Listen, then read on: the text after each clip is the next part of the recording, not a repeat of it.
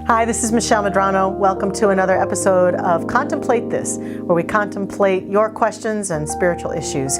Today's episode is entitled, What the Hell? And I love this title. I didn't make it up.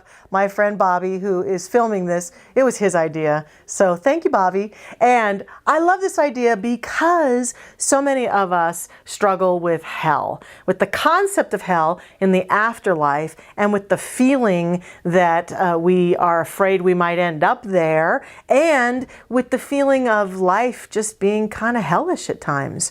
So what is this all about? And I love what our founder, Ernest Holmes, had to say about this. Dr. Holmes said that heaven and hell are states of mind. And they're states of mind that we can experience at any point in our journey of living here and in the next life. Heaven is any state of mind where we feel connected, where we feel that feeling of awe and awesome connection to the universal life that is pouring through us, and where we're seeing life through that lens, through that open-hearted, beautiful space of beingness. That's heaven.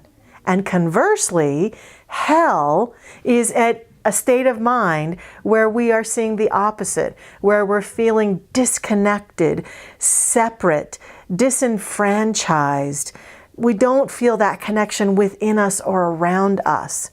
And so in these definitions then, I suspect that every one of us in this life have experienced heaven and have experienced hell. You may be experiencing one or the other right this very moment. And so what we honor and recognize is that when we're going through hell, and we all will in this lifetime have those moments of disconnect, that Terry Cole-Whittaker said, if you're walking through the valley of the shadow of death, don't pitch a tent. So it's an understanding that when we're going through hell, to remember that we're moving through it, that it's a state of mind that is a feeling state, and that we continue to work with ourselves and work with our ideas and work with our thoughts and work with our emotions and stay present to it, such that we can shift our awareness, because then something beautiful happens. And I've seen this many times in my life and in the life of other people. They're going through hell. The conditions are hellish, but they're experiencing heaven.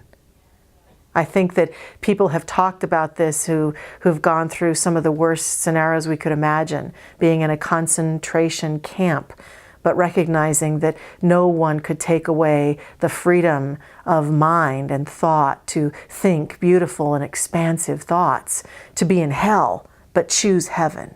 That really then becomes one of the greatest, sometimes joyful, sometimes puzzling challenges of being human. And we don't believe that there is a place called hell where people go after they die. There may or may not be these states of mind available to us when we die. But in this teaching, in this belief, and in many of the mystical teachings throughout the ages, we believe and accept that there is a loving, unconditionally loving God that embraces all of us all the time. Let yourself be embraced by heaven today. And if you're going through hell, my prayers are with you.